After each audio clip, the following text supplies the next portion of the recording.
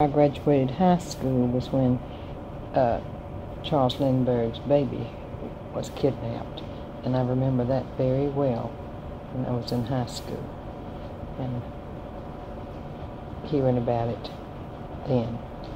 And of course, when he had completed his flight across the ocean, he later came to Winston-Salem, and Evan came to home telling about that, and we were all very interested in that too.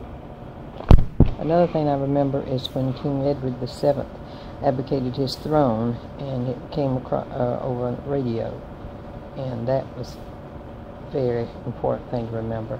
Also, the day after Pearl Harbor, I was teaching at Fall Creek, and all the classes filed into the auditorium to sit down to hear President Roosevelt declare war and make that speech about infamy. And we were right in there listening to it that day on December the 8th, 1941. I also remember seeing Shirley Temple in The Littlest Rebel at High Point when I was visiting down there with Mr. and Miss Faust, Pansy's friends. There used to be many, many well-known patent medicines, and of course we had liniment for rheumatism, and there was also cardia for women, Lydia Pinkham's vegetable compound for women, and many other kinds of medicine that was sold, patent medicines. I also heard the Orson Welles play on radio back in October 1938. The War of the Worlds was the name of it, and we really thought it was for sure that it was happening. This past Sunday I was out at Faber for the 4th of July celebration, and they had a wagon, a Nissen wagon with people taking rides, and the horses looked much like Frank and Charlie. But I didn't take a ride because I did that very thing many times as a child and enjoyed it. And my daddy had this log wagon, Nissen wagon, and the reason he had a log wagon, it was lower than a regular wagon, so he could load his logs on it to haul to his sawmill. And we rode in that many times going down to the river farm. I saw him haul much hay on it, wheat bundles to the where they would thrash it, and many other things in that big Nissen wagon. Out there Sunday they also had a dye pot, and they were dyeing yarn. Mama used to dye things at home when dye that she bought at the store.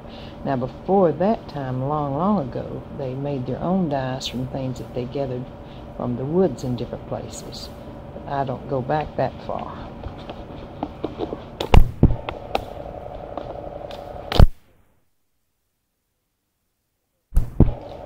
There's a new program on television now called Home Free.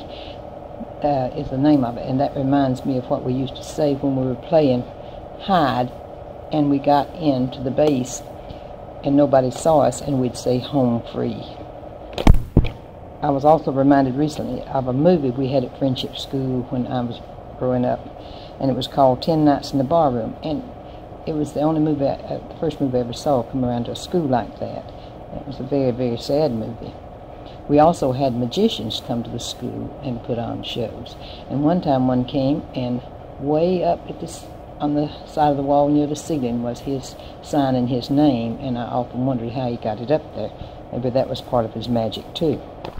When going to the movies a long time ago, we always had the main feature, newsreels, and a comedy.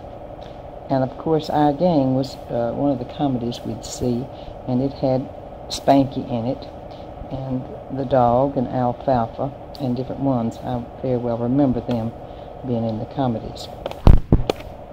We jumped rope a lot as a game, and some were real good at it. We'd count and say different rhymes. But if we didn't have a rope, sometimes we used a long grapevine. I also used it for tug of war, and I think I've mentioned how we played that and had even sides, and we tugged and tugged to see who was stronger. And I think I said that Jip was real good at that game. Also, I hope I've mentioned the tom walkers are the giant stilts, and I never did use them, but we had them there at home, and the older ones used them to walk with. I'm still sorry that I can't see the moon rise from the house here on Magnolia Street, because at the home place we were our front porch faced the east, and we could sit on the front porch and see the moon come up, and it was beautiful, and no trees were in the way.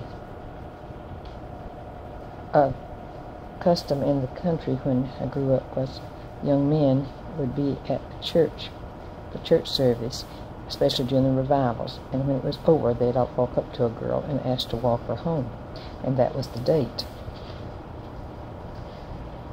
I can remember the Snopes trial in Tennessee, and Wm Jennings Bryan being one of them. My daddy liked Wm Jennings Bryan. He was one of the lawyers, and of course it was called the monkey trial.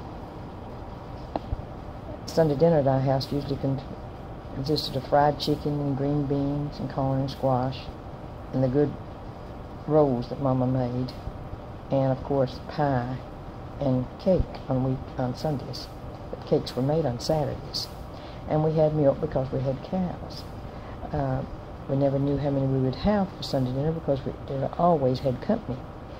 After the meal, sit out under the trees or the front porch and talk. That would be the entertainment.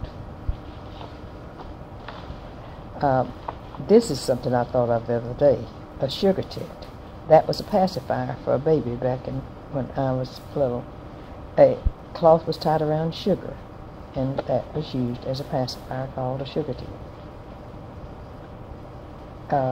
Just recently I heard about granny flats in Canada, where they built these houses out in the yard of the child for the grandparents or whoever need to be taken care of. Well, a long time ago, that was certainly the way in Yadkin County. I know that Grandpa Fletcher's father and mother died, and he was little, and his Aunt Ruth, his daddy's sister Aunt Ruth, and her husband Uncle Joab Carter raised him. So when they got old and needed help, he built a house nearby and moved them down there, and they took care of them. I heard Mama talk about how they had to sit up with them at night, especially Aunt Ada, who was the oldest daughter. And Mr. Hamp Taylor came down there, and they kind of got to courting, and Velma Taylor was named Velma Ada Taylor, Ada for Aunt Ada Hall. Down at the Scott farm that my daddy bought, one of the river farms, there was a house up there called the Granny Long House in the field, and it was built of logs. Well, Mr. John Scott married a Long. It was her mother who needed help when she got old. They built that house and moved her up there and took care of her, and that was called the Granny Long House. So this is similar to the granny flats that they're talking about today. Grandma Hall stayed at our house. Of course, she died before I was born, and she had the best room in the house, which was the parlor. And Travis slept in there at night to keep the fire going in the fireplace so she wouldn't get cold. The parlor had to be upstairs where the guest bedroom was later. And that was unusual to have the parlor upstairs, but because Grandma Hall had to have the room downstairs, that was the way it was. And she stayed there until she died. I think it was 1909.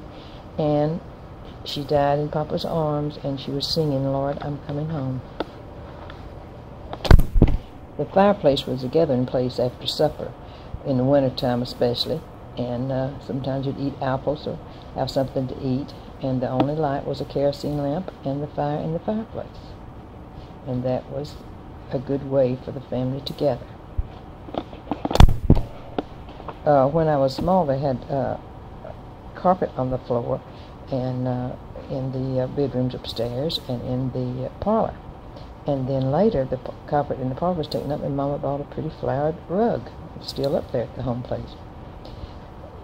But in the Mama and Papa's room, the dining room and kitchen, she had all of the linoleum put down.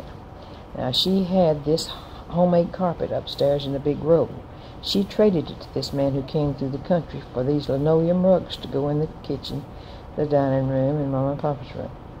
And thought it was more sanitary than having the carpet on the floor where you stayed. But that man got a good thing when he got that homemade carpet. Nicknames can be fun in a family, and of course, Gypsy was called Gyp, Bessie was called Bess, and Josephine was called Joe. Pansy didn't get a nickname, as I remember, because that wasn't an easy name to shorten. Irene wasn't either, but I got the nickname Peg because I liked to drink coffee when I was little. Mama filled it mostly with milk so it didn't hurt me. But Aunt Peggy Arbor, who lived right out at Piney Ridge School, was an old lady who liked coffee, so they nicknamed me Peg for her and my coffee drinking. Later, in recent years, Travis gave me a nickname, Uncle Sant, for Uncle Sanford Hall. He was always liking to be on the go, and Travis said I was too, so he had a lot of fun calling me Uncle Sant. I signed my cards to him a lot of times, Uncle Sant, and a nurse asked him one day, who in the world was Uncle Sant? We had Christmas customs back in our day. We didn't have a Christmas tree until I was a pretty good size. In fact, Pansy was already in training, and she came home and she wanted to have a Christmas tree, and we went and got one and put it up. No, that's wrong. We had one way before then that she put upstairs in the hall, at the end of the hall at the front door, and that one was real pretty. But when she came home from nurse's training, we also went and got one. And that was when she got up the tree, and her knee gave her trouble, and I was going to catch her. Here at home, at 1011 Magnolia Street, we had our Christmas customs too, with the Christmas, first Christmas scene and the Christmas tree. And we always read Luke, the second chapter, 8 through 16, and Margaret used to play Silent Night on the piano. Thinking back about Mama, she was a good homemaker, and it was like her kitchen was her stage because she did such good cooking. And when we went out to the potluck surprise birthday dinners, you could tell her cooking because it was such good. My parents believed in cleaning up and dressing on Sunday and not going like they went through the week, because that was one way to honor the Sabbath day, was to dress and put on your clean clothes. Talking about nicknames too, the Halls were known for their big talking. The Natings were known for their big blue eyes, and the Fletcher girls were known for being good cooks and being good with their hands too. Mama was such a good seamstress and did so much fancy work so well. They tried to teach us to be polite, and they always told us not to ask for any food if we were playing at somebody's house, never to mention being hungry in the afternoon. And it's been told that Travis was over at Uncle Steve Davis and Aunt Rachel's playing, and Aunt Rachel asked him about it, and he said, well, if I was at home, I'd be eating. And one time I went up to visit Auntie Pearl Angel, the first cousin to Aunt Dale's, and Mama had told me not to drink milk when I went someplace like that because I drank so much milk at home. She was afraid they wouldn't have it and I would drink up all their milk. Well, Aunt Dale asked me at the table what I wanted to drink, and I said, just whatever you have the most of. And Aunt Dale really got a good laugh out of that, and I like to hear Aunt Dale laugh anyway. She had a good laugh, and she said in that case she guessed she'd have to give me water.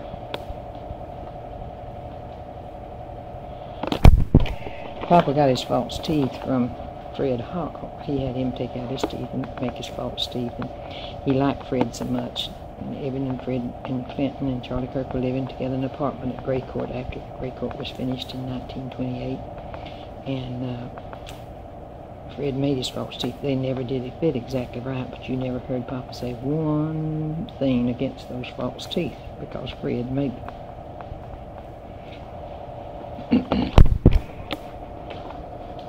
I remember a visit up to Mr. and Miss Mel Flynn's when they lived up at Miss Ellen's mother's, the Beamers, above Dobson. And we went in the Model T with the top down, sitting in the back with a straw hat on with streamers. And Joe had one on too, and we watched each other's streamers floating in the wind, and that was fun. I remember, this is kind of bad, but I remembered up at Aunt Ada's one time, was playing up there in the barn, and was up in the loft, and I'd been eating corn, which had too much fiber for me. And I had to go to the bathroom, so I sat down in the window where they threw the hay out of the barn and did what I had to do. And it went down in a trough in the stable below. Well, that happened to be where Aunt Ada set her milk bucket. And she told Mom about how she got into it with that milk bucket. Well, you can bet I didn't tell what I had done. And speaking of hats, I remember going to Shoals Baptist Church to a funeral, and it was Miss Crawley Hall Allen's, a distant cousin of my dad's. And I wore this pretty little brown velvet hat that fit down close to my head with a turned-up brim, and it had a tassel, a silk tassel on the top. Well, there were so many people at the funeral, we had to sit in chairs put in the aisle. And I sat there and played with that tassel, and Mama was behind me, too bad. She punched me to quit playing with the tassel. I think that in our own family here, as well as in my family up at the home place, birthdays were very special, and Christmas. We had many reunions, too, and I remember so well the Benbow Hall reunions at East Bend at the Benbow place, which was Grandpa Hall's sister, Aunt Betty, married Uncle Doc Benbow, and that's where they lived. And they had the Benbow Hall Benbow reunions in the fall, and we'd go in the afternoon and have potluck, and then read the histories of the families and all that. And then in the evening, Uncle John Benbow would have the chicken stews for the whole community, the public. But we learned a lot of our history that way, and know it until this day. I know the Fletchers had one reunion about 1913, and they made a lot of pictures. I have those pictures, and Joe's a baby on it, so that's before my time. I want to tell about proverbs that I've heard up in the community where I grew up. One we heard a lot was you'll reap what you sow, and a word to the wise is sufficient. And my dad used this one a lot, let your word be your bond. And this one was one that told us not to whistle. A whistling girl and a cackling hen never come to any good end. I remember my Latin book in high school, at the beginning of each chapter, had a proverb in Latin, and we had to translate it. Buying a pig in a poke was one, when you got something that you didn't know enough about it. The kettle can't call the pot black. You know, you're known by the company you keep. Birds of a feather flock together. And of course those two mean about the same thing. Too, there used to be a lot of ballads sung, and Mama used to sing and play the guitar and sing Nellie Gray. That's a ballad. John Henry was one, and one well-known one was Barbara Allen. And then one, May I Sleep in Your Barn Tonight, Mister. And they all were kind of sad, the ballads were.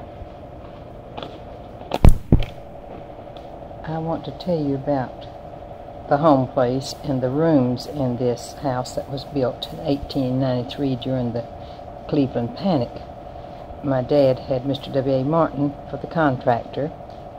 My dad was in the lumber business, and so he furnished all the lumber, which was heart, forest, virgin pine, and they even made the shingles, ribbon shingles they were called, to cover it, and those shingles lasted from 1893 when they built it until it was covered in 1942. There were 7 rooms in all. Now, starting with the front porch, which was a double portico. You go in the front door. You turn to the left, and that was the parlor. It had a fireplace in it, and that fireplace was used to heat that until I was teaching school. I got a little nice heater to go in there. It had a beautiful mantel my daddy had Mr. Ray Murphy to make out of golden oak with a bevel mirror, and it was very pretty. It had wainscoting around the walls, too. I remember first it had carpet on the floor, and then later Mama got a new flowered rug when they came in style. She got a player piano from Bowen Piano Company, and we enjoyed all those rolls on that player piano, but she decided none of us were going to ever learn to play. And we had Red Wing going down the valley on Clouded Day, and all of these, but she traded it for a straight piano, and Joe did take lessons during high school at East Bend from the piano teacher and learned to play and was organist at church. I remember she got a mohair living room suit from H.H. Jones Furniture, and that was real nice, a 3-piece living room suit, brown mohair. Then the room across the hall was Papa's and Mama's room. It had 2 beds in it. It had a big golden oak wardrobe that they got from Huntley Hill, and I remember that was got, and I've got it in my front bedroom now. And had her sewing machine, Home Sweet Home, golden oak sewing machine that she did her good sewing on. Pansy has that. And then later on we had the radio in there that Evan bought after we got power, but that was after the first year I taught school. Upstairs there were 2 bedrooms, and in the one over Mom and Papa's room, the north bedroom, there were 2 beds, and also a wardrobe that my Papa had made for Bess up there by Mr. Frank Kirkady's pen. It was real nice. And a dresser, and no, it was a chest of drawers instead of a dresser, and had a fireplace in there too, of course. And no way, we didn't heat that room until I was teaching school, and I saw one at Sudell's how you could have a vent over the heater downstairs, and you could heat the upstairs room, and that's the way we heated it then. When we got the vent until we put it in. And the other room upstairs was the company bedroom, and this golden oak bedroom suit was in there that Grandpa Fletcher gave Mama when she was married, which was the custom then. And this was a pretty bedroom suit, and that was where company slept. And that was heated by the fireplace until later years. I got a little sheet iron heater to go up there to have when there was company in that room. Downstairs, the dining room was the next room to Mom and Papa's room, and that's where we all ate with a big, pretty oak table that would hold several people around it, at least 8 or 10. And in there we had a corner cupboard that had come from the Reese family. It was real nice. And then we had a bookcase on the other side, but when we got the refrigerator, electric refrigerator, that was put upstairs in the hall, and the refrigerator was kept in there. Then it had a fireplace, which we used in real cold weather, with the mantel over it, and the pantry there to the right side of the mantel. Or it was a closet. And went on in the kitchen, and this was without a fireplace, the only room in the house without a fireplace. And it had a flue for the home comfort range. Later on, it was the home comfort range was put the pipe into the chimney that was between the dining room and kitchen. We had an eating table in there, and into the left side there was a pantry, and this had the meal chest in it, all the shelves for all these things that we needed in there. That's where I taught school before I was old enough to teach, and played school so much. And I used the biscuit pan for my blackboard. Later on, when I'd started teaching, I had Father Christmas put cabinets in there for Mama for a Christmas present all across the west end of the kitchen, and had a sink put in. And then we had a smaller table in there to eat from, too. At the end of the porch, at the south end of the back porch, was a small room where Travis and Evan slept. And it didn't have any fireplace in that, but that was just a very small room on the other end of the porch from the pantry. I wanted to tell about springs that people got water from back in the old days.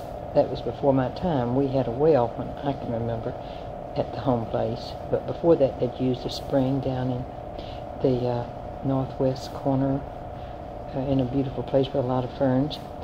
But the places I knew where they were using springs, they would hollow them back in the ground, and the water would come in right out of the vein in the ground, and it was good cold water.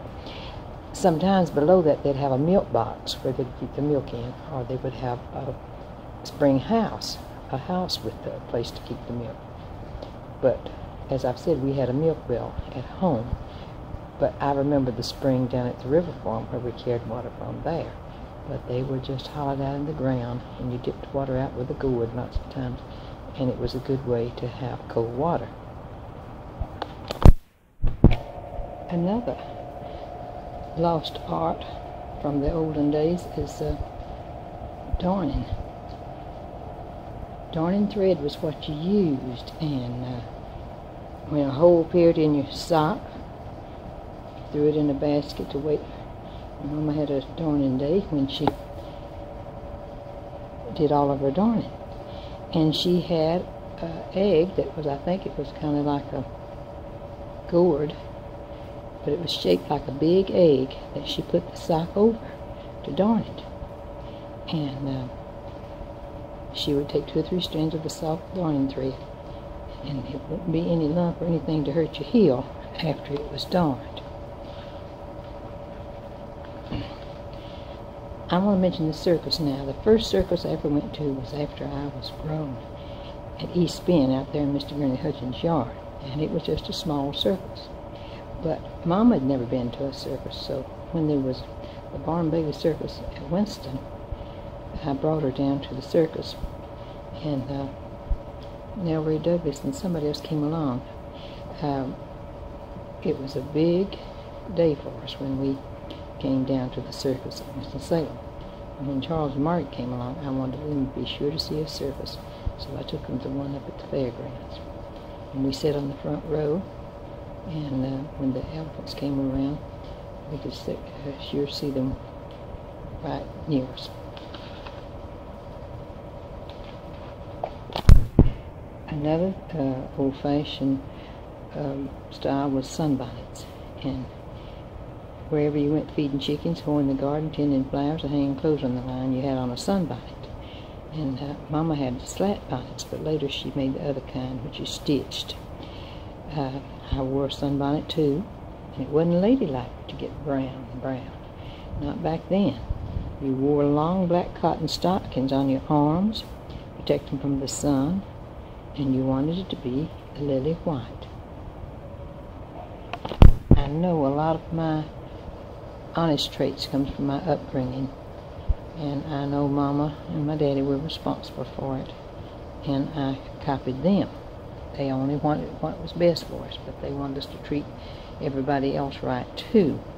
Mama would say, "How would you feel?"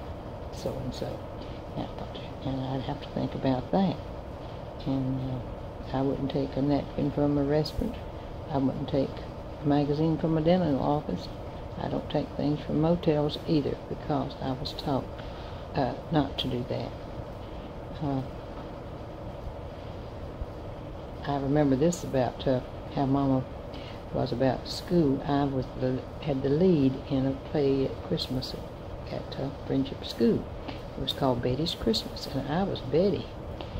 And I got wrong one day at something with school, and I thought I was going to really fix it. I told the teacher I wasn't going to take my part in that Christmas play. And she said, "That's all right, I'll just see Miss Hall." Well, that fixed it right then, because I knew I was going to take the part.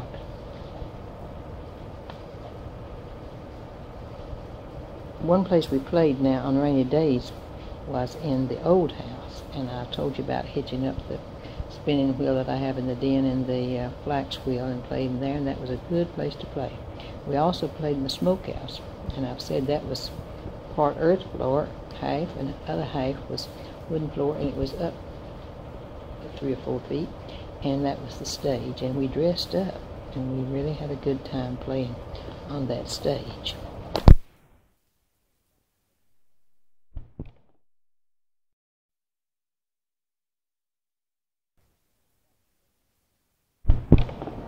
I told about the Christmas program, and when I had the lead in Betty's Christmas, but we also had Thanksgiving programs, and I remember saying, "Over the river and through the woods to Grandfather's house I go by Lydia Child," or they could call it Thanksgiving Day.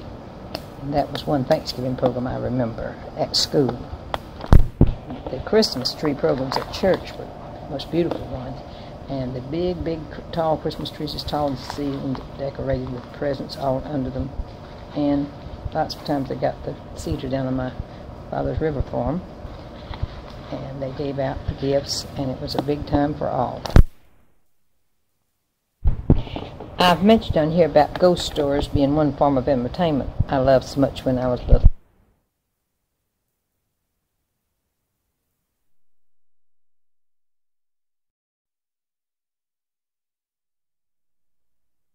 Frightening Uncle Joan Hall.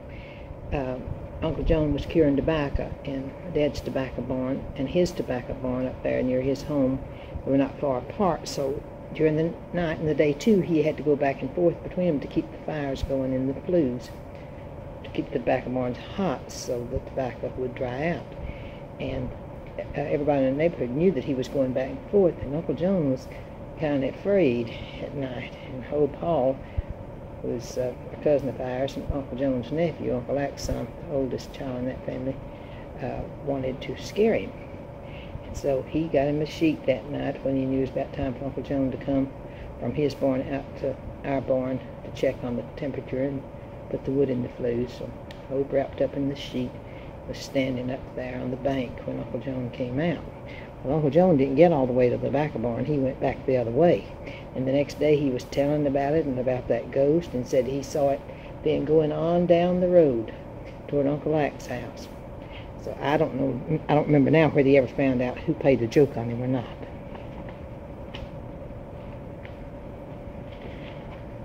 I think I've told about the fertilizer salesman spending the night at our house, and we liked to see Mr. Bracken come because he brought the candy, and we left that big sack of candy, and then he was the one that told jokes too.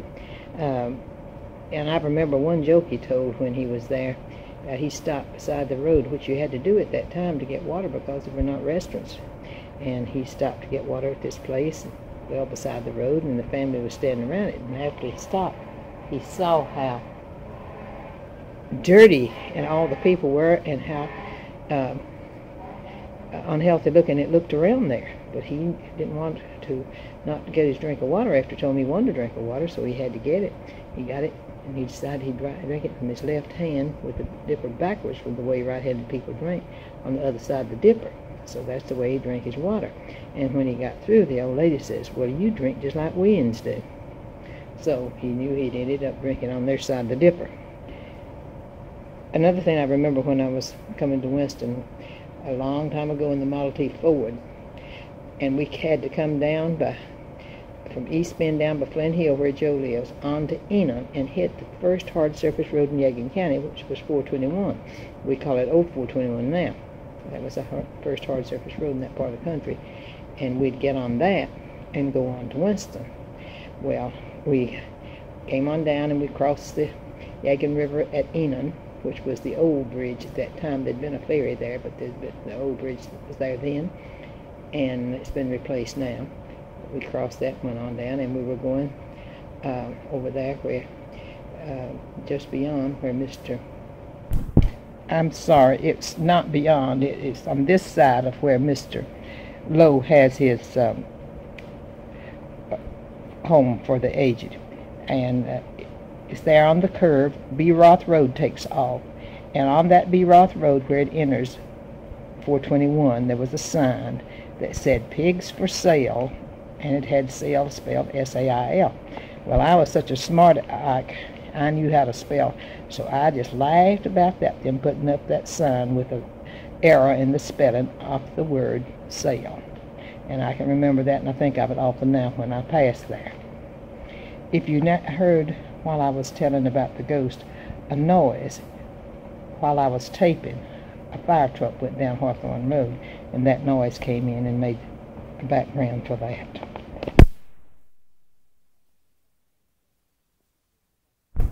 I've told about the slat bonnets Mama wore made out of pretty print, and then later she made the stiffening and made where the slats were just stitched, and it was starched, very pretty. But Grandma Fletcher and women back then didn't wear hats at all to church. They wore black bonnets made out of black taffeta, real pretty with ruffles. And I was told by Ms. Essex at Ardmore School, who taught there with me, that these were called mourning bonnets, and the style was started during the war between the states when the mothers lost sons, and they wore those bonnets in mourning. This doesn't have anything to do with black bonnets, but I just happened to think when I was going to Friendship School, we played out there in the woods, had playhouses there among the pretty ivy or the mountain laurel, and used moss to make the different arrangements in the playhouse. But we had a tree, a big tree that had fallen down farther away, like going through to Miss Cody and Mr. Oscar Matthews' house. And we would climb up on that tree and swing off on a small tree beside of it. And one time I fell when I swung off to that tree, and it knocked the breath out of me, the sense too, and I lay there on the ground a while before I revived, but we didn't tell the teacher about that. I mentioned about the big walnut tree up at the home place, and where we got the walnuts, and I got some up there after I was living here from my fruitcakes, which I bake every Christmas, and I put them out on the back porch. And at that time, Buster, or I guess it was Buster, had made a hole in the screen barking at the squirrels on that oak tree that was still there at the end of the porch. And I noticed when I had my walnuts out there drying, they were drying on the hulls after I took the hulls off, and they kept getting a smaller amount, and I couldn't understand why. And I knew Charles and Mark were not bothering them, and lo and behold, I found out who was doing it. The squirrels were slipping in that hole, coming up the tree and slipping in that hole and coming in and getting my walnuts and going back down the tree. I've told about my daddy having the 2 pretty horses, and he drove them to this Nissen wagon he had bought down here at the Nissen Wagon Works. And instead of having a high bed, which a lot of people had on the wagons, he had a flat one so he could load the logs better over the lower wheels. And then he would use the flat bed, which he could haul hay on and the corn in and all that, or he could use the bed on the wagon that had the sides that he could haul fertilizer in and different things like that. And that's the way we usually had it when we rode to the river farm in it and came back in it morning and evening. I mentioned Grandma Fletcher wearing a black bonnet. I never saw her with a Sunday hat on or anything like that, because that was the style for ladies her age. I remember spending the night out at Grandpa and Grandma Fletcher's, and I was to sleep in the bed with her in her room there. And she and Mama and I went in the kitchen to do something, and I was on the bed, already put me to bed with my gown on, and I wasn't asleep. When they came back, I pretended to be halfway falling off the bed just to see what they'd say. And oh, Grandma just had a spell. She's afraid I'd gotten hurt. All the time I knew did it on purpose. I remember this about being out there. She could make the best apple pie I've just about ever tasted. And also, in that time, she had pretty coffee cups in china, but Grandpa Fletcher drank coffee, and he poured it out in the saucer to cool, and then had a little tiny saucer to set his cup in, and that was the style back then.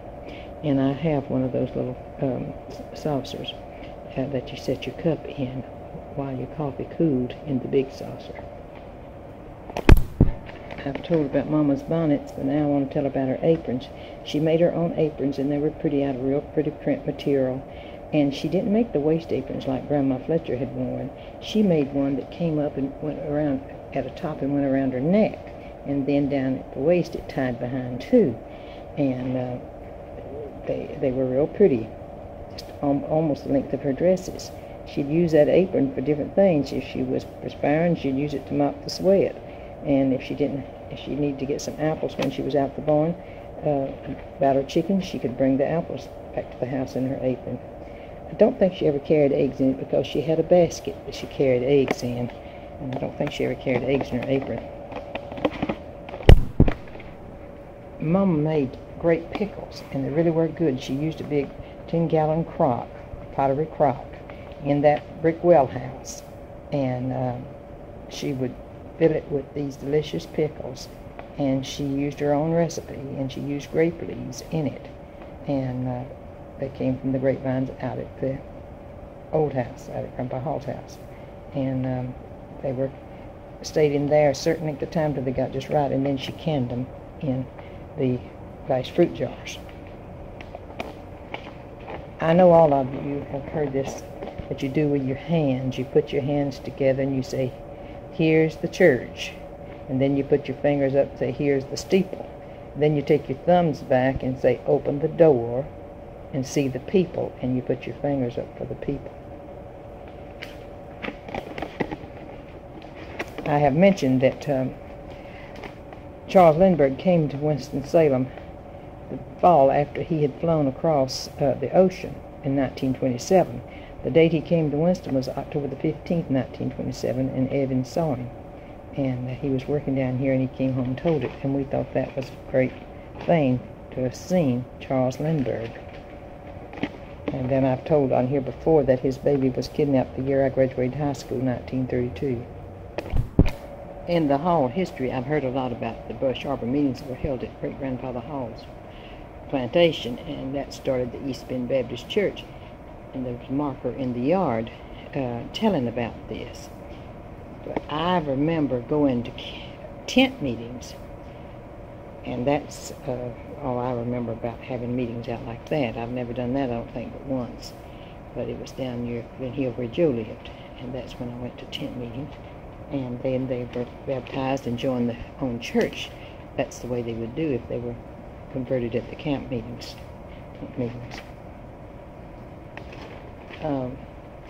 I mentioned about riding in the buggy, riding in the surrey and the hack, and first car. But the first time I ever rode on the train was when I went to see Gyp.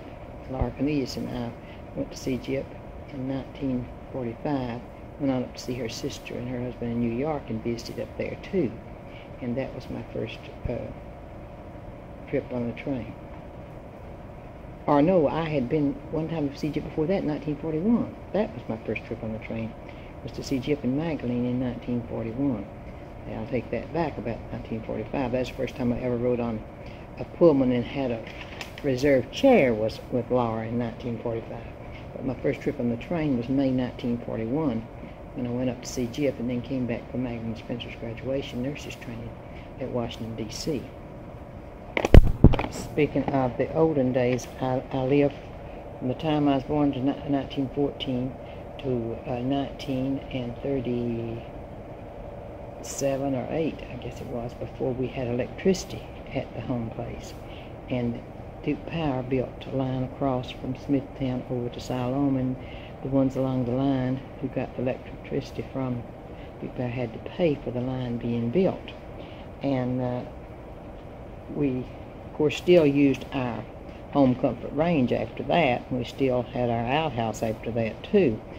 And but we did have the electric lights, and they took the place of the big kerosene lamps, and we had in the parlor, we had a real lamp, which was real good before we got the electric lights.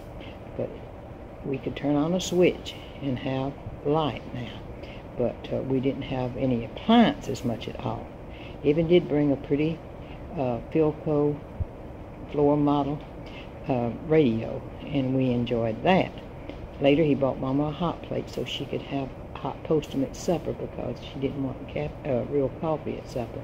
She would have been one who would like the caffeinated coffee, because she used postum for that back in the olden days. We did have electric iron, and we had an electric lamp that Evan gave us too, that was set on top of the radio. And in the parlor then later on I got a lamp, and also got a radio in there that had a record player to go with it. But we didn't have all the waffle irons and all things like that like you have today. And the electrician came, it was Lige Horn and Woodrow Martin, and wired the house.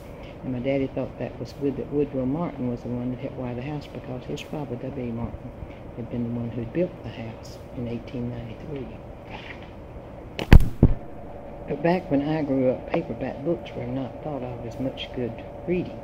A paperback book was a thing you just didn't think you should read.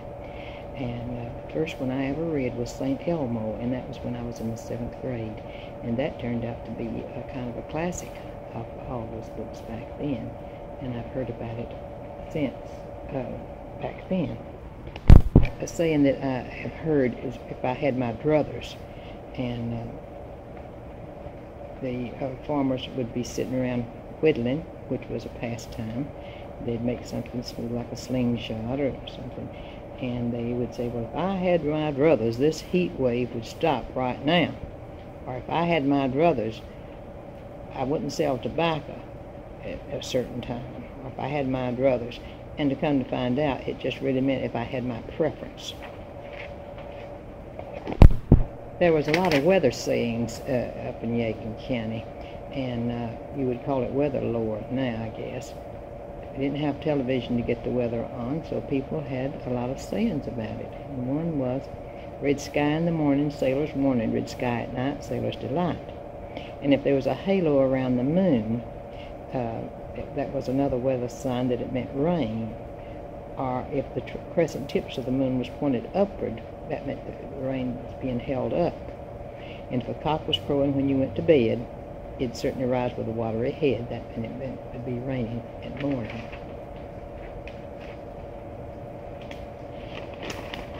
And some women said if their corns were hurting, it was a sign the weather was going to be bad. So that was another predictor, their corns on their feet. Maybe I've told about the when it came to the snows, how the neighbors took a sled made out of wood with the horses hitched to it and drug paths for the different neighbors from the house to the barn and to the pig pen and different places like that. And they took turns doing that. One thing that my dad always did after Christmas, while the South was down in the forest trees, he would cut the wood for the whole year for the burn in the room where Papa and Mama stayed, where we all sat, and also for the stove wood. And it took a lot of wood, but they cut it all during January and February, and they didn't have much else to do. And the South was down, and that was the correct time to cut the trees. And it had plenty of good wood. Had the first wood saw around, and they'd saw it up, and then split it. And one job that I had was to make a square, kind of a little pin with it, with 4 pieces of the stove wood, and put it up like that, and that made it dry out faster. I remember doing that. Never heard my father sing any at all. He played the violin or fiddle, he called it, and he could whistle beautifully. He'd get up early at morning and go out to feed the horses, and he would whistle as he went out there and back, but never did hear him do any singing. Several years back, sleeping porches were thought to be healthy, and people slept outside on sleeping porches. I remember at Mr. Elsie Matthews's they did. And if anybody had tuberculosis, or TB they called it, they had to sleep on a porch like that. I can remember when Wayne Spencer did that, and Irma Hoosier Douglas also. So they thought fresh air would be the cure, I suppose. Another thing about the olden days was the church was just the real center of sociability for the neighborhood. You went to church for some place to go, and I hope for other reasons too, but that was the way it was. And the revival meetings and all that caused a lot of social gatherings. We'd go home with each other for the evening meal between the afternoon service and the nighttime service. And ours always lasted from Sunday to Sunday. Some others might have lasted longer or shorter times. Death in the community was an occasion too. They came to pay their respects to the deceased one, offered their sympathy to the bereaved, and they brought gifts of food to the family. And usually there was a wake of one night or sometimes 2 nights when they set up the corpse. And then I don't remember the horse-drawn hearse very well, but I remember part of it. But of course it was the other kind of hearse that I remember. I also remember when there was no restaurants very nearby at all. Maybe Yadkin was the closest one. And of course we did our eating in our home and in our friends' homes. And that's where we also socialized.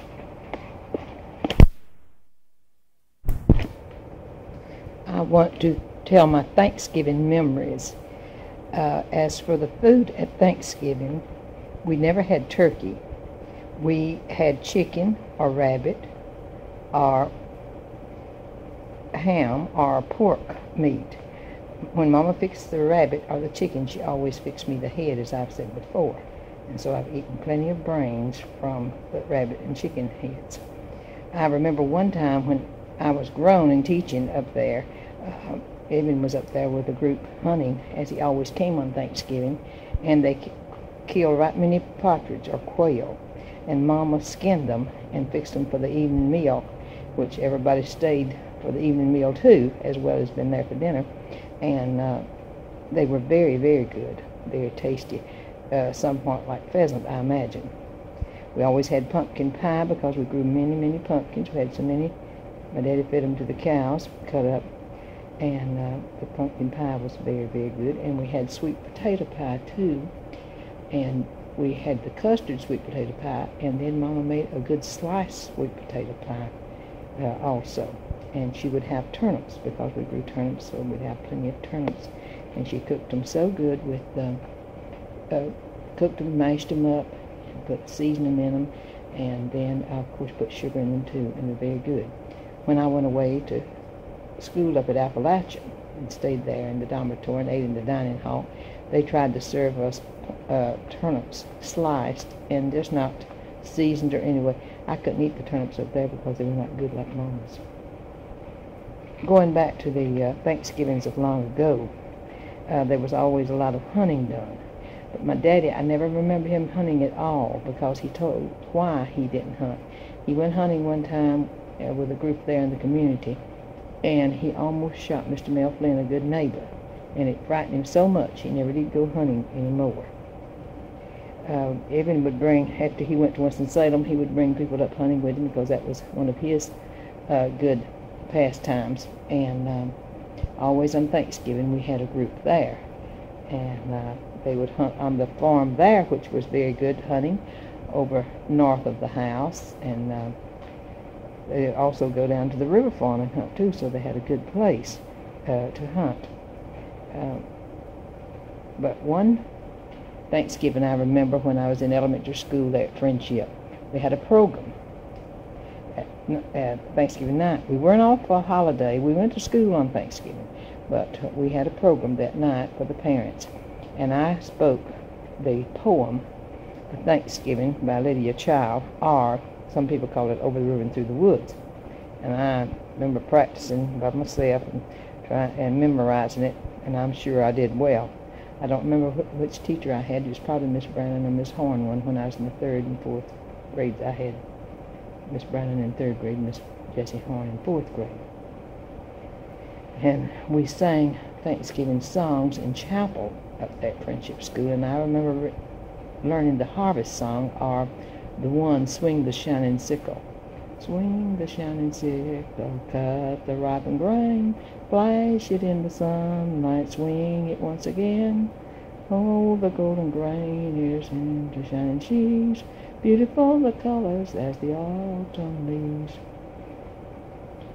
And we also sang, we gathered together, and the prayer of Thanksgiving, which that one was called. And one time after I was teaching, it was during World War II, Evan and Sue Dell were up there going hunting, and Roz Matthews was there with us and went hunting too. And I went along and found a citron, and I always made fruit cakes, and it was hard to get fruit ingredients for the fruit cakes during World War II, because they didn't have the sugar to candy the fruit. So Mama took that citron and candied it for me, and I put that into my fruit cake, and had a fruit cake that year anyway. Charlie Frank Benbow, who built Gray Court Apartments, is still very nice uptown now, and he finished them in 1928, and Evan moved there in 1928 with Charlie Kirk and Clint Hall and Fred Hall, all of them in 301 Gray Court. Well, he had Charlie Frank up there with him hunting on this Thanksgiving. He ate dinner there and enjoyed it very much, and he died the next year, so he wasn't living. That was his last Thanksgiving, I remember that. Dr. Mendenhall, who was a dentist, also came up there hunting, and he was my dentist for a while, and a very good one too. I remember one Sunday, he and his wife came up for dinner when it wasn't hunting time, and also Ambrose Choplin and his wife, Della, came and ate Sunday dinner. Mr. Ambrose Choplin was Aunt Clarice's brother, and he worked in a clothing store uptown. When I was telling about Mama fixing the Bob White quail or partridge for supper on Thanksgiving Day, I didn't, in telling it, call it Bob White, but we did call them Bob Whites because that was what they would say. And it was very distinct that you could hear the Bob White. And you go out and call to them, you could get them to come up real close because they'd think you were another Bob White. And they were beautiful birds. What I meant by calling to them, you would call Bob White to them over and over, and they would come up to you. I want to take my Christmas memories now. And one of my very first memories of Christmas is Bessie rocking and in the rocking chair and singing Silent Night to me on Christmas Eve.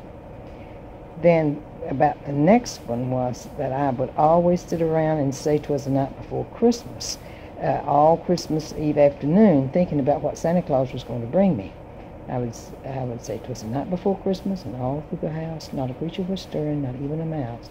The stockings were hung by the chimney with care, and hoped that St. Nicholas soon would be there. I think I said more of it than that, but that's all I'll say now. I remember sitting Snow King baking powder can up on Mama Papa's dresser, the one that's still upstairs in the south room, and Santa Claus brought me hard candy and stick candy and oranges in it. And I only had oranges at Christmas because they were not in the stores any other time, and to smell an orange made me think of Christmas when I was growing up.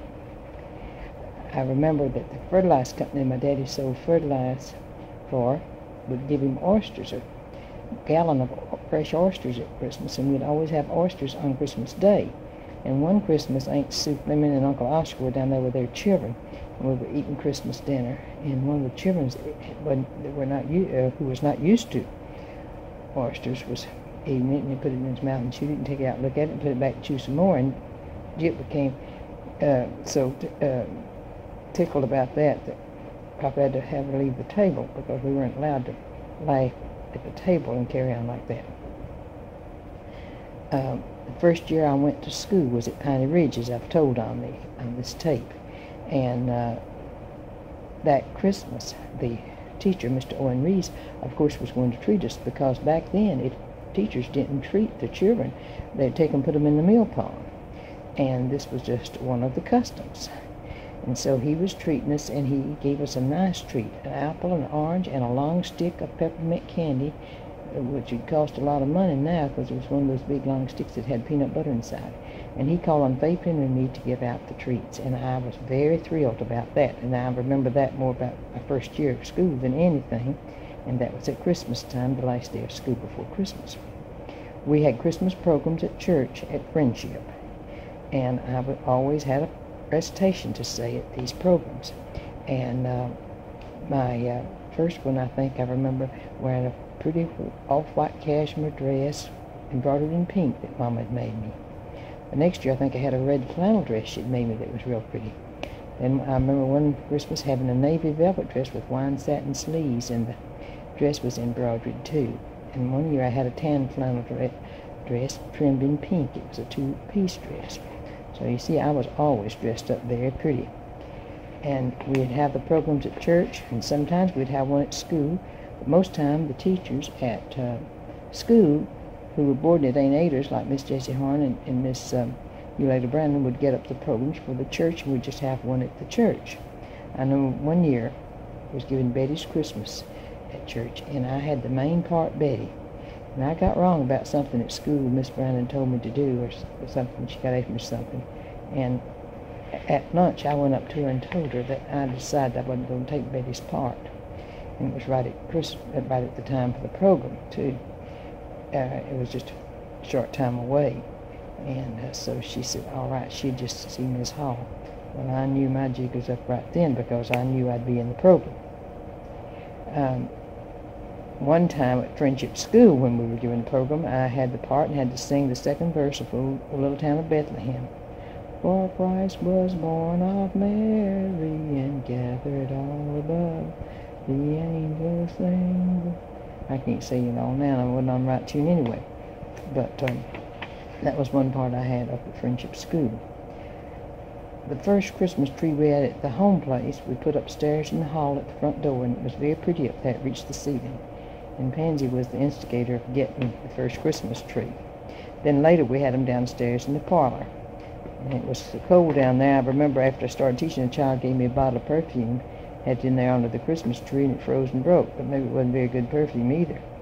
And I remember I was keeping Miss Flora Matthews' poinsettia at school for, and it was warm there, but during Christmas I had to take it home to water it, and the school would be cold at Christmas too. and so I had it in the parlor, and it froze and died. There were strange Christmas customs we had too. I remember one Christmas dressing up like Mother Miss Santa Claus, I guess, and came down home, and I was afraid of her. Yet I knew who it was, but I was still afraid of her dressed up like that. And two, every Christmas, on Christmas Day, we'd hear the guns over in Surrey County. We called them the Christmas guns, and they'd be shooting those guns, and I've never understood what that had to do with Christmas. I didn't start making fruitcakes until after I started teaching. That was in 1939. Helen and Angel and I made them together. That was my first fruitcake, and I've made them ever since for that recipe. After Pansy was in training, she came home for Christmas, and we went around the fair road over there on Papa's land to get a Christmas tree. And we found a pretty one, and then we saw some holly trees, and we decided we wanted some holly too. And she crawled up in the tree to get the holly with the pretty red berries on it, and her knee slipped out of place. And I was standing down on the ground, and I was saying, "Fall, Pansy, I'll catch you, I'll catch you." And if she had, I guess we'd all gone down. After I went to college 2 years and came back home and started teaching, I helped get programs and was one of the ones who helped get the programs for the Christmas tree night. But before I went to college, I was one of the girls who helped deliver the gifts. This was the custom that the Sunday school superintendent would call out the names of the people getting presents that were on the presents. And the girls who were the older teenage girls would carry them out to the different people. And I think I helped do that even after I was teaching because I was young enough to. And I'm very proud of that job too. And the people who got the most gifts got their names called out the most times. And of course the Sunday school gave treats to everybody there too. And it was a tall tree reaching to the ceiling of the church and decorated, and the gifts were all under it, and it was beautiful. Usually they got the tall cedar tree down in Papa's river farm. He'd given the cedar tree. And after I moved to Winston, I missed that program and that Christmas tree very much because I've never been back to another one since. After I was teaching and helping with the Christmas programs, I remember being one of the three kings and singing one of the verses of We Three Kings of Orient are. And I can't remember right now which one it was I sang. Also, we gave Why the Chimes Rang one time, and I was in that too. And Nell Ray Douglas played the piano, and she was took the place of the organist, but she was playing the piano. And it was something about she was supposed to look like she was half shot, and we had a lot of fun about that when we weren't there at church practicing. The programs were always given first, and then the presents were given out after the program was over. I failed to tell as much about the decorations as I meant to tell in these memories. And for the tree, popcorn was used, of course, and some people used candles, real candles, but we never did because it was dangerous. But we did have one strand of tinsel for the tree, and that wasn't much for that size tree. We also had paper decorations and small bells and large bells that folded up when they were not in use, and then you opened them up. And then in the windows, you hung one of these larger bells tied to the window shade in the middle, where the little pull-down thing was. And we made icicles from tinfoil and cigarettes or anything else where you could find tinfoil. You cut them and made icicles to go on the tree, and that helped more than anything else. Another custom was to put greenery behind the pictures that were on the wall, and at that time the way you put pictures on the wall, you leaned them out and there was a space behind the picture. You didn't hang them flush with the wall like we do now, and that was a place to put greenery behind there, and used holly and other greenery back there. Running cedar was also used to make wreaths and things to hang up, which was very pretty too, and that was another way of using greenery at Christmas time. I want to tell another custom at Christmas, which I didn't start until I was teaching school at Fall Creek with Helen Angel, and Helen made fruitcakes.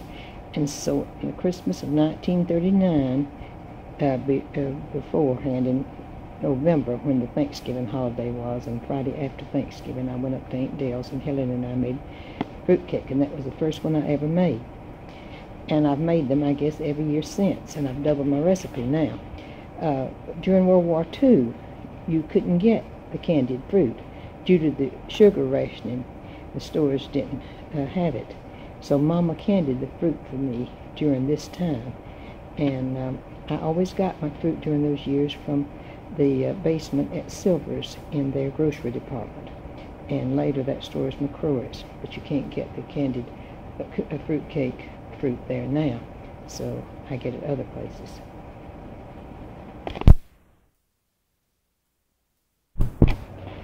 I want to say something about nicknames.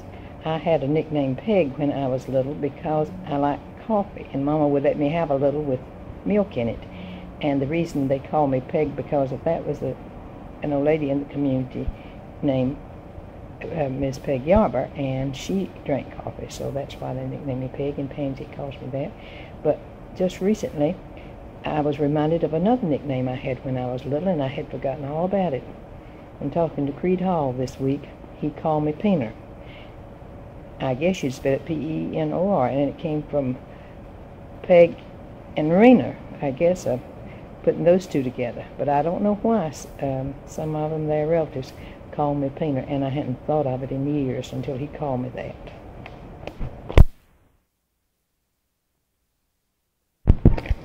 I want to tell some strange old-fashioned sayings we had up in Yadkin County. One thing, to go to the bathroom to urinate, we said make a branch, and I think that came from the Germans.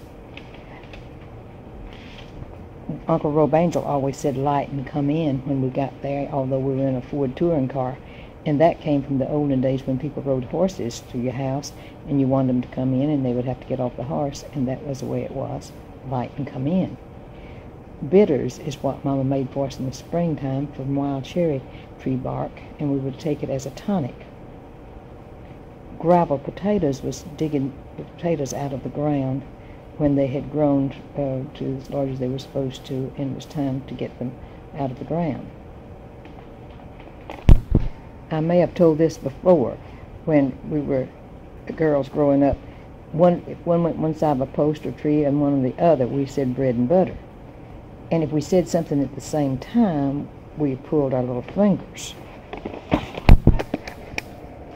I remember when I was real small having blue mittens. They were knit ones, light blue, and I wore them to church in different places to keep my hands warm. They were not gloves, they were just mittens with a place for your thumb and all your fingers in the same place. I also remember Mama getting me a beautiful blue taffeta hat at the Ideal store up on 4th Street. And I know it had to be reduced, or she wouldn't have gotten it, but it was beautiful. And it was taffeta with the blue braid just to match the taffeta, and I wore that about a good time. One thing I remember when I was going to school at Friendship, and I think I was in the 3rd grade, the photographer came to make the school group picture.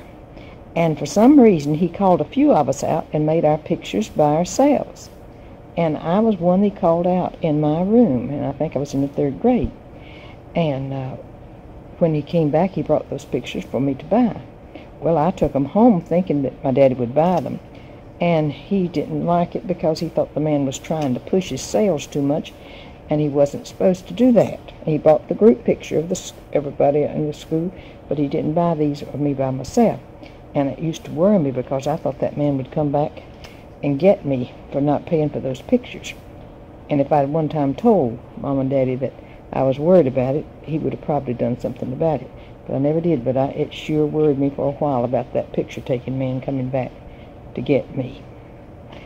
Another speech that was different that they said in Yadkin County was directly, like I'll be out directly, which meant directly. And I guess you would spell it T-E-R-R-E-C-K-L-Y. The focal point in the wintertime at our home place was the fireplace in Mom and Papa's room. And we all sat around it after supper. And if I had any studying to do, I went to the kitchen by the oil lamp sitting on the table and studied in there. But if we stayed in the room there with everybody it was talking going on, and that was before we had a radio, of course. And sometimes you popped corn. We had a popcorn popper with a handle, and I remember popping corn in that. That was the focal point for the family, was the fireplace. I want to tell about the earthquake that happened at Charleston, South Carolina, and it even affected in Yadkin County. It's 1886, and they were having services up there at the church, which was called White Oak Limb, and now Friendship. Changed the name a long time ago. And my dad was there in church, and it was the old church, and there were some lumber planks sticking out from the end of it that you could pull up and down or sit on and play with that way. And he felt the church moving. He thought some boys were out there riding up and down on those planks that stuck out from the church, and he got up to go out to see about it. And when he stepped on the ground from the church steps, the ground was moving, and he said that was the strangest sensation you'd ever feel. Now, his telling about this is in that Yadkin County history that Miss Irma Matthews wrote, and also the one that Bill Rutledge made, too.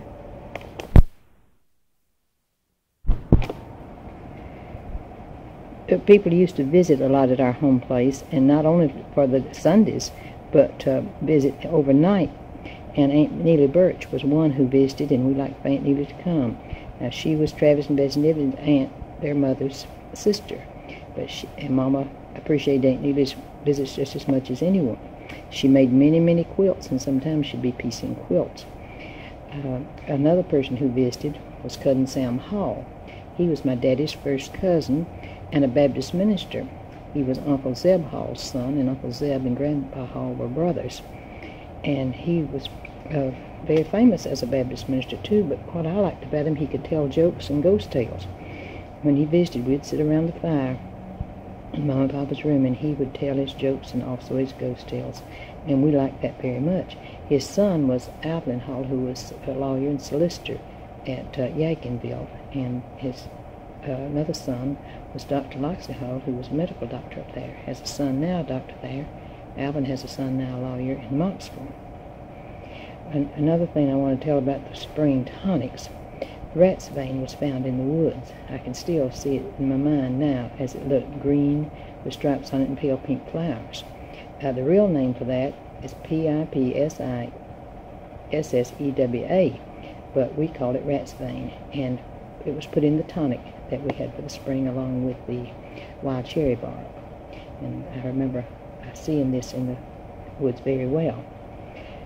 And I mentioned the ghost stories just now that we like to hear told around the fireplace, especially on winter evenings. Another habit was ladies wearing hat pins in their hats, and they could be a good ways of protection if you wanted to use them for a weapon. And then they wore black veils too if they had someone who died in the family. They wore the black mourning veils.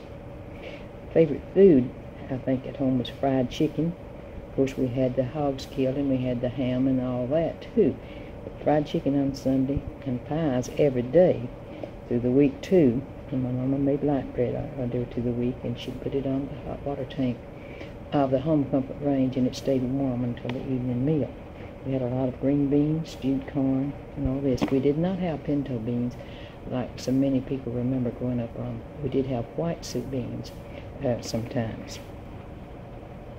We went to the store up there, Mr. K. Matthews' store. It had a pot-belly stove for the winter time, and at this store we bought the baking powder and soda and salt that we had to have. My daddy usually bought the sugar by 100 pounds when he went to Winston. Later he bought flour by a big lot, but when I was a child he was growing his wheat, and it was ground at mill, so we had our own flour. But Mama liked the store-bought flour better, so we started having that and not using the homemade flour. Mr. Kearney ran a good store, and I know in the wintertime we'd have salt fish that my daddy would get up there, and we thought this was good for us, and probably was too much salt, but we didn't know it then. Mama would clean them after supper and have them ready for the next day. Now, talking about ladies wearing hat pins, they also wore hats every time they went out too, especially to church or anywhere. And at East Bend now, to show how important hats and how many were worn, there were about 3 millinery shops in East Bend. I know Miss Seals had one, Miss Dean had one, and it seemed like there was another one. But Mama bought her hats a lot at Winston and at Boonville. Now they had the millinery shops at Boonville too. One time Mama was up there and she saw a hat, and she said, well, I saw a certain lady wearing a hat just like this last week or sometime, and lo and behold, the lady had the hat and had brought it back, and the lady in the millinery shop who owned it didn't know that the woman had worn it. Her Mama didn't mean to tell it, but she didn't even realize that the woman had brought the hat back like that. The highest building in Winston-Salem at that time was the O'Hannon building on the corner of Liberty and 4th Street. And that was very, very much talked about building because it was the skyscraper of Winston-Salem and had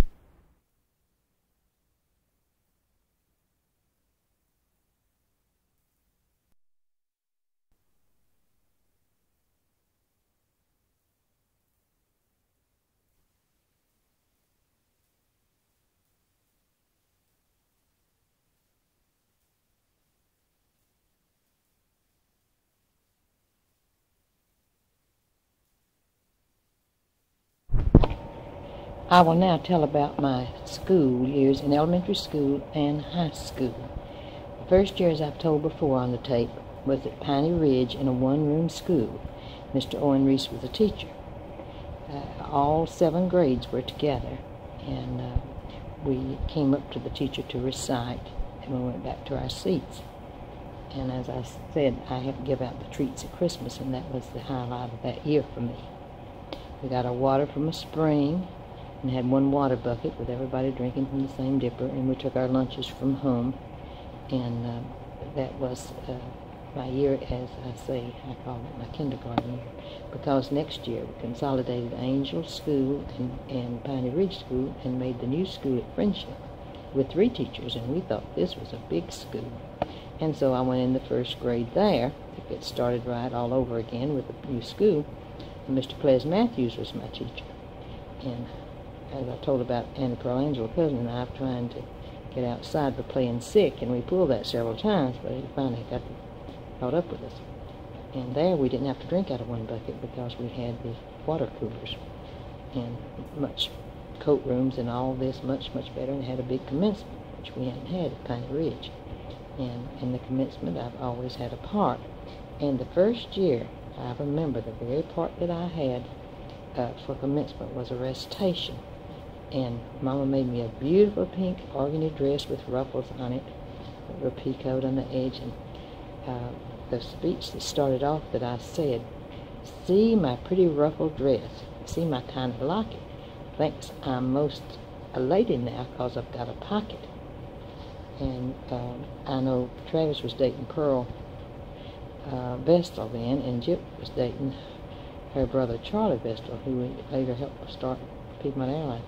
And they were there for supper that evening, on Saturday evening at home, and we were in the parlor, and they wanted me to say my speech that they hadn't been able to hear that day at commencement, because they were going that night to a play by the big books at the school, the 6th and 7th grades. And so I said my recitation for her right there in the parlor, and I felt so big about it. And then my 2nd year at Friendship, Miss Della Williams was my teacher. Travis dated her too. And I remember her coming and eating supper at home, and we played Wink that afternoon and all these parlor games right there in Mama's room. And that's the way we entertained ourselves. And then